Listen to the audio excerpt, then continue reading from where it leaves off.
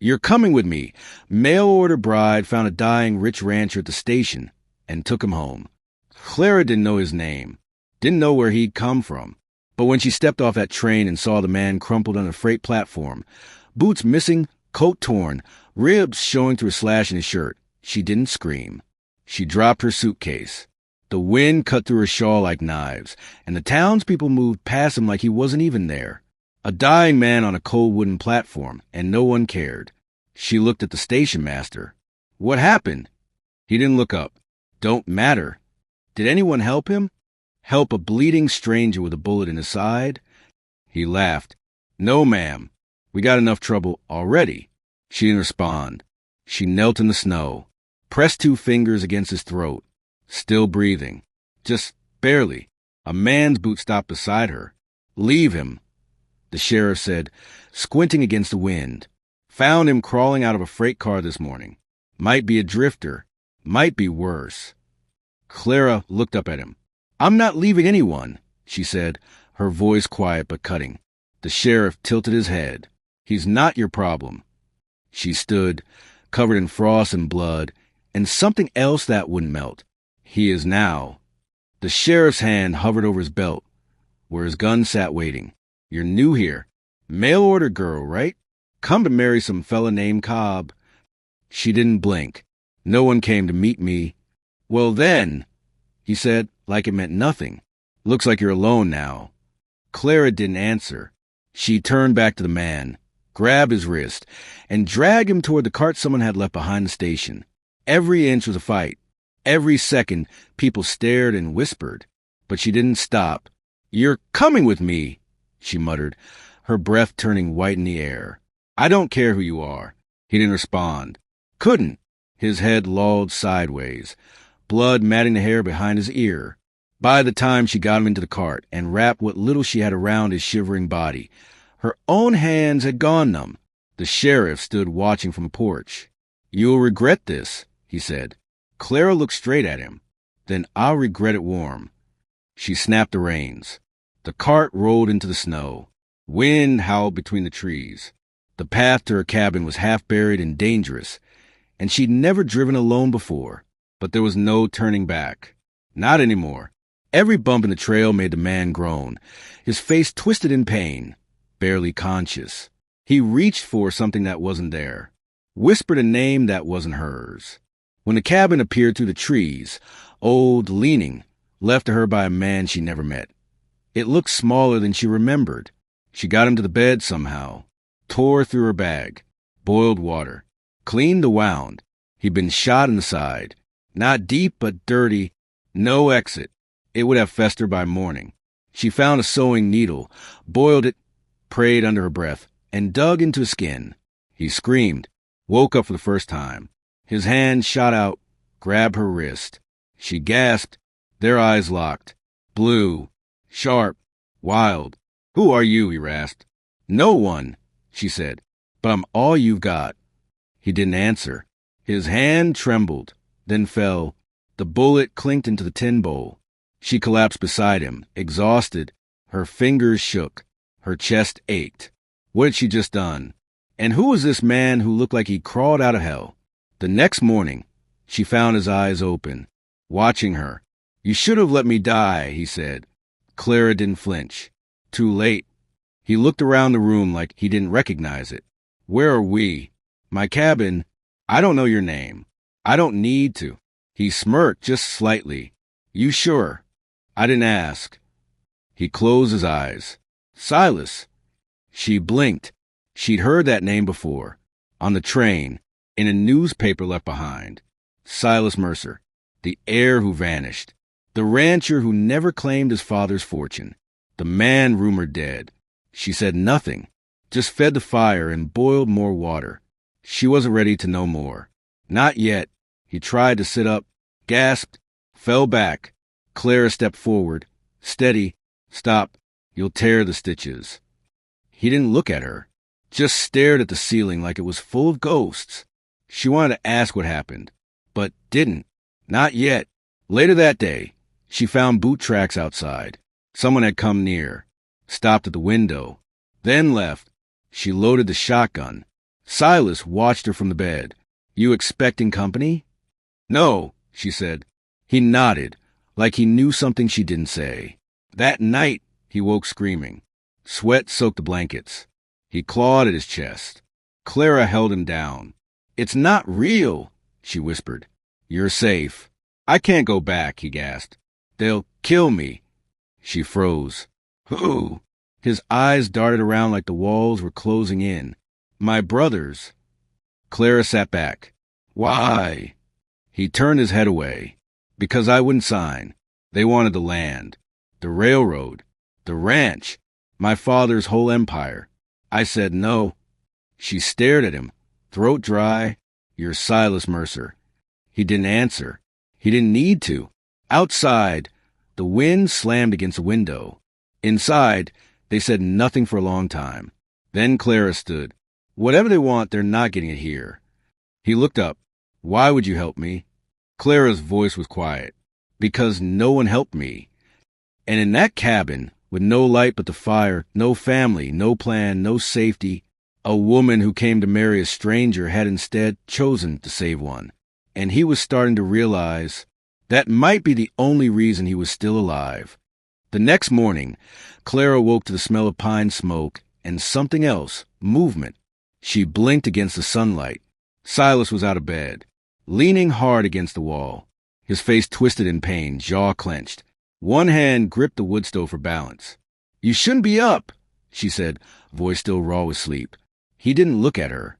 Didn't come here to rot. You came here dying. I didn't come here at all, he muttered. She stepped forward.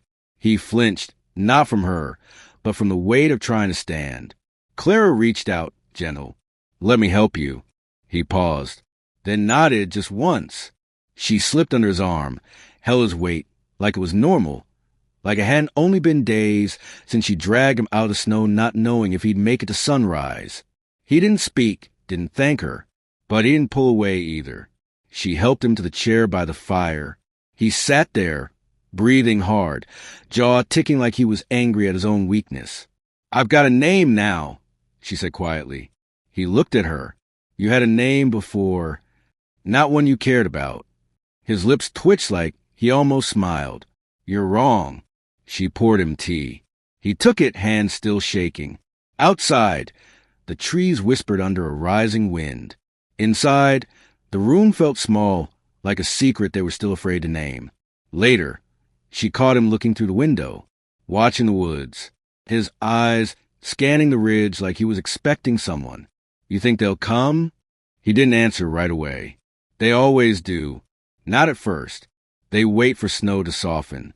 Then they send someone with a smile and a gun. Clara crossed her arms. Then I'll be ready. He turned, really looking at her. Why are you like this? She blinked. Like what? You don't scare easy. You don't cry when someone bleeds in front of you. And you sure as hell don't run when a man tells you he's being hunted. She stared at him, then shrugged. Because no one ever came when I was the one bleeding. Silas didn't respond. His mouth opened, then closed again. He turned back to the window.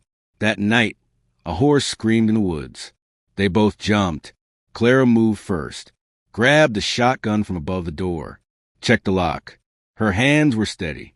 Silas watched from the table. That yours? No, the widow left it when she gave me the key. You ever use it? Only once. He didn't ask what happened. Outside, the woods went quiet again, but the silence felt different now. Thicker. In the morning, she found footprints. Not hers, not his. They circled the barn, led back to the trees. Clara stood there a long time, the shotgun in her arms. The sun barely touched the treetops. Her breath came in clouds. She walked back inside. They know where we are. Silas nodded, calm in a way that made her skin prickle. Told you. I'm not leaving, she said. I wasn't asking. But she could see it. Fear swimming just under the surface of his voice. Not fear for himself. Fear for her. You're not responsible for me, she said. He looked away. You saved me. You didn't give me a choice. You could have walked past. Clara's voice cracked. I've been walked past enough. He looked at her then.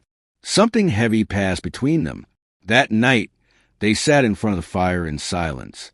Clara pulled out her mother's worn scarf, started threading it between her fingers the way she used to when the house got too quiet. Silas watched her, but didn't speak. She didn't look up when she said, "Do you miss anyone?"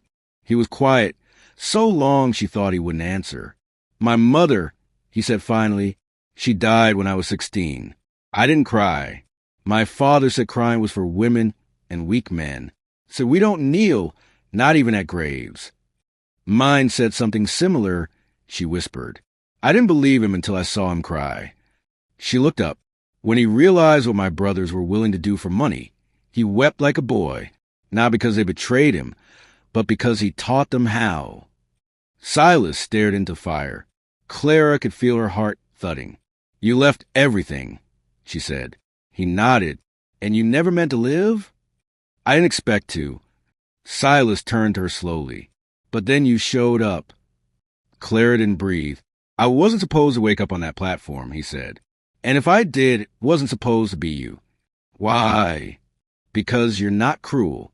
She laughed once, but there was no joy in it. "You don't know me." "I know enough." They sat there, the fire crackling low, her hands twisting the scarf until the threads frayed. Silas leaned forward. "What about you?" "What?" "Who did you lose?" Clara didn't answer. Her eyes shimmered. "My sister," she said finally. "A fever. I sold my boots to pay the doctor.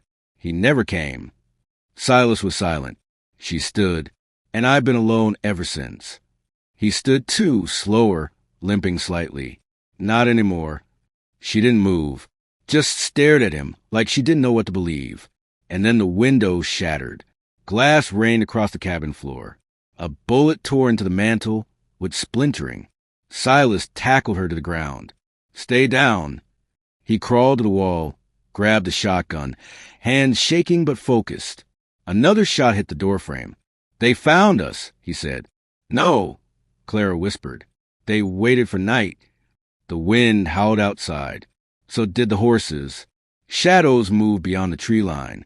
3 men, maybe 4. Silas pulled her behind the table. "You still not scared?" he asked. She looked him straight in the eye. "I am." "Good," he said. "Means you'll survive."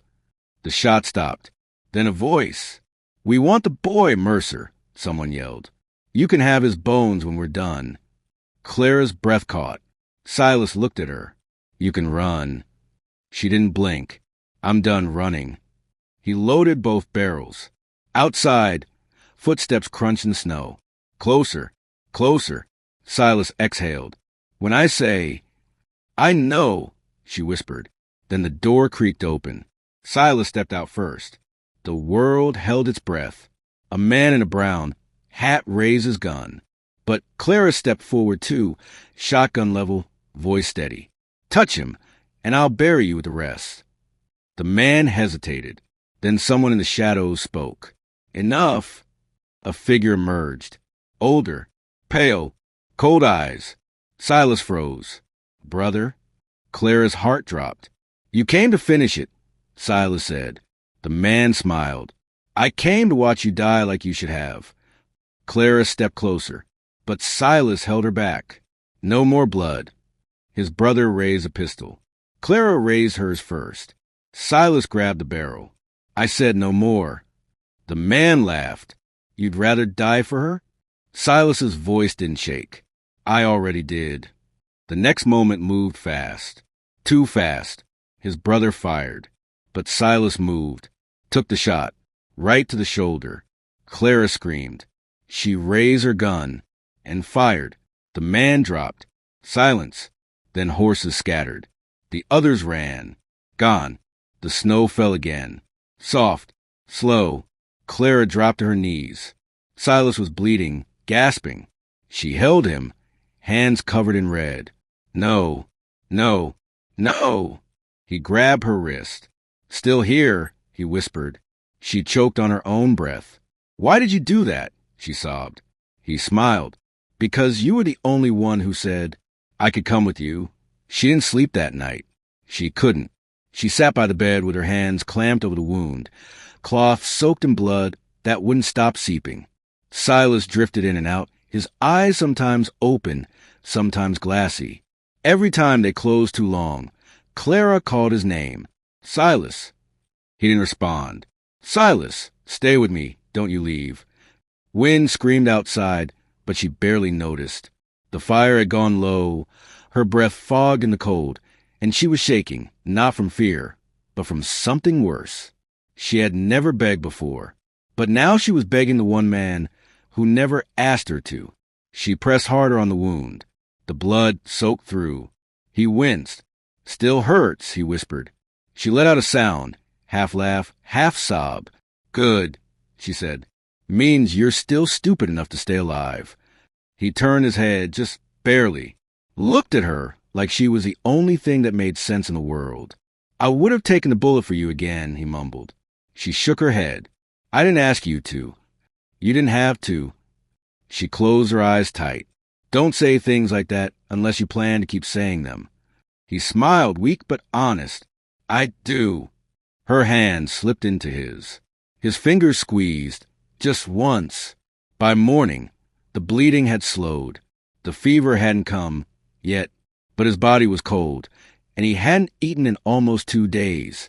Clara moved like a ghost in the cabin, boiling roots, crushing herbs, whispering to herself the way her mother used to when nothing else worked. She had never prayed for herself before, only for others. She did now. When he opened his eyes again, it was past noon. Snowlight spilled across the floor. She was asleep beside him, still holding his hand. He didn't wake her, just stared, like he was afraid she might vanish. Later, when she stirred, he whispered, They'll come back. I know. You should leave. I won't. They'll burn the house. Then we'll build another. He turned his head toward her. Why do you do this? Her voice cracked. Because I thought I was alone in the world until I found you bleeding in it. He looked away. You don't owe me anything. That's the point, she whispered.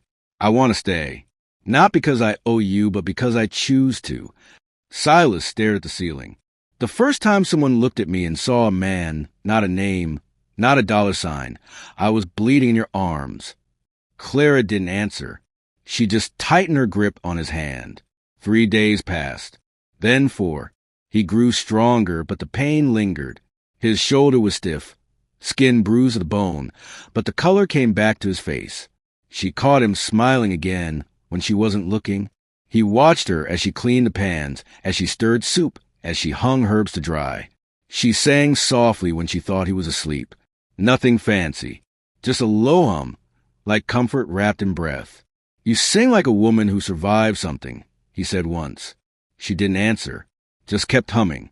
One afternoon he asked, If you hadn't found me that day, what would you have done?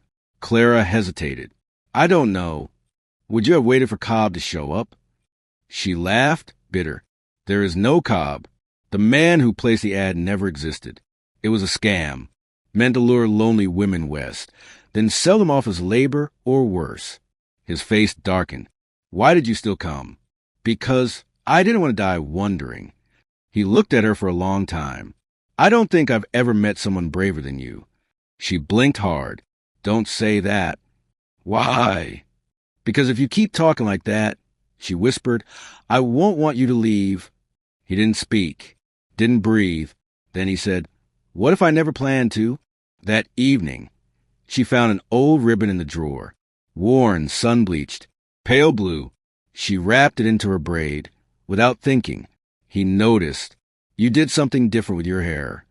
She blushed, then lied. It was getting in the way. He smirked. Still beautiful. She turned quickly. Don't say that. He paused. Why not? Because I don't want to believe it unless you mean it. He stood up from the bed, wincing, slow, careful. Walked to her. He touched her braid. Softly.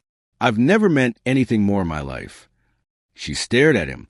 And then, for the first time, she let him kiss her. It wasn't perfect. It wasn't practiced. But it was real. And it was hers.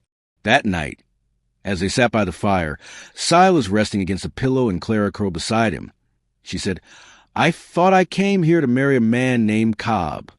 Silas looked down at her. And now, I think I found a man who was worth more than any promise made on paper. He didn't smile.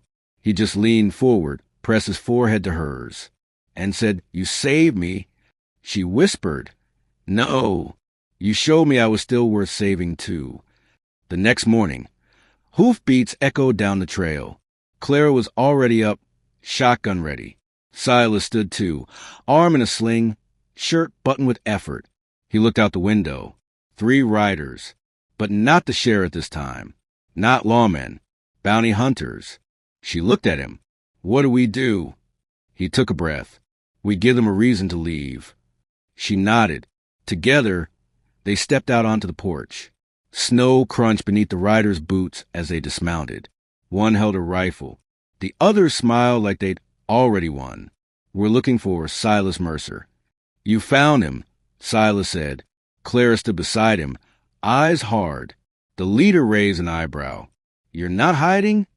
"No point," Silas said. "If you're here to kill me, do it." The man chuckled. "Not yet. First, we need what you stole." "I didn't steal anything." "You stole time. You stole delay. You didn't sign the papers. You made your brothers nervous." Silas stepped forward. "Tell my brothers I'm not signing. And if they send another man to my door, he won't leave standing." The man smirked. "And what you gonna do?" Clara stepped forward. "I'm the reason he's still alive." The bounty hunter laughed.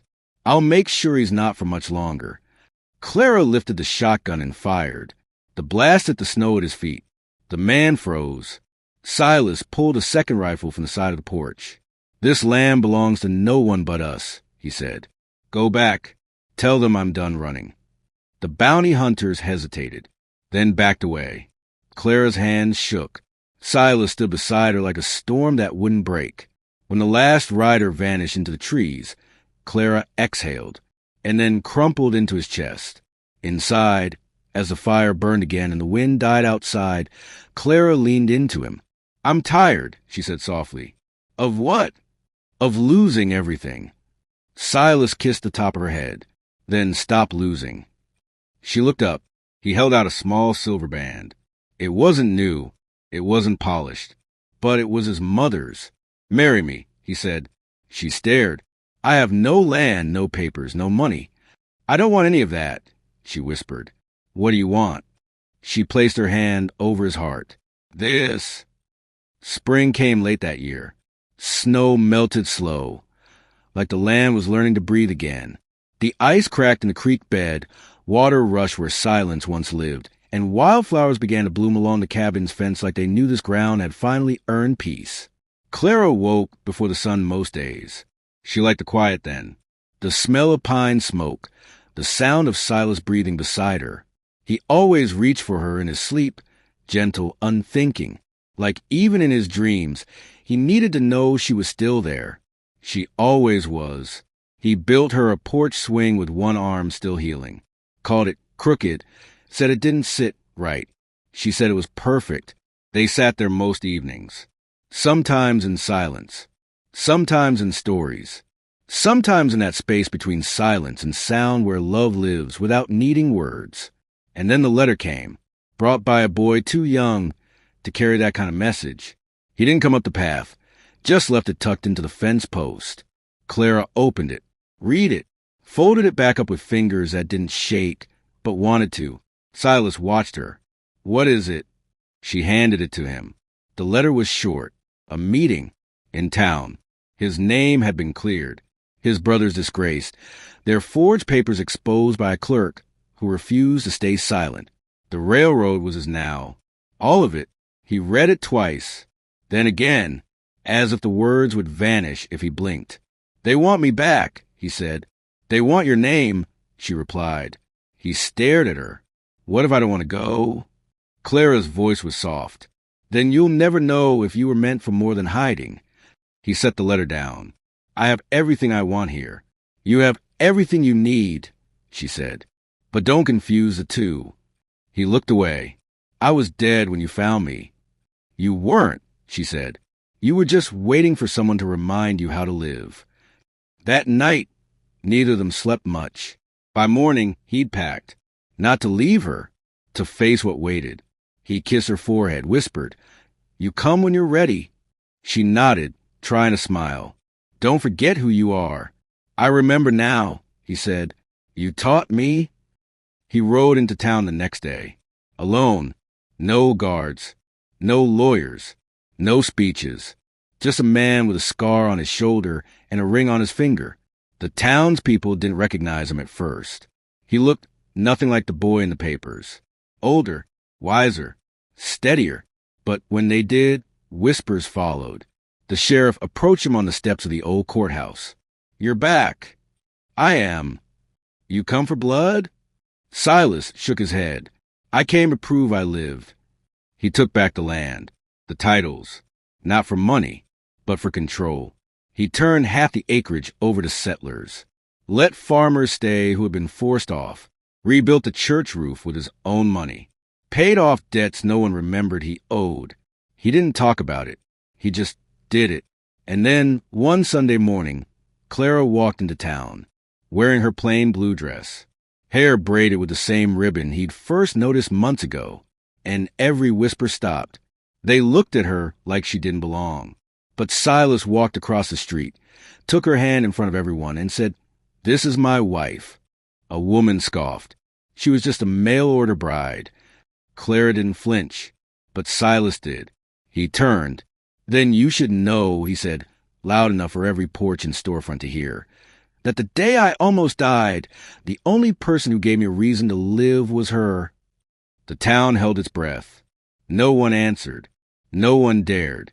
They walked home together, hand in hand. No shame, no fear. That night, as the wind slipped through the windows and the fire cracked in the hearth, Clara sat beside him on the porch swing. He held her close, head resting against hers. "I never said thank you," he whispered. "You didn't need to." "I want to." She looked up. "I didn't marry you because you saved me," he said. "I married you because when everything else broke, you didn't." Her eyes shimmered. "You brought me home," he said, "long before we ever built one." She leaned into him, held his hand. "I was never supposed to be here," she whispered. "Me neither," he replied. "But here we are." The swing creaked beneath them. The sky turned amber and violet. And somewhere in that soft silence between wind and wood smoke, two people who were never meant to meet became something no storm could take apart. Not a bride and a rancher, not a name and a fortune, just two hearts, choosing each other, every single day, forever. Dear viewers, if this story touched your heart, if it made you feel something real, then please don't leave without showing your love. Subscribe to the channel for more powerful stories just like this. Stories that heal, inspire, and remind us what love, sacrifice, and quiet courage really look like. And don't forget to turn on the notification bell, so you never miss the next story that might just stay with you forever. Thank you for watching. You being here means more than you know.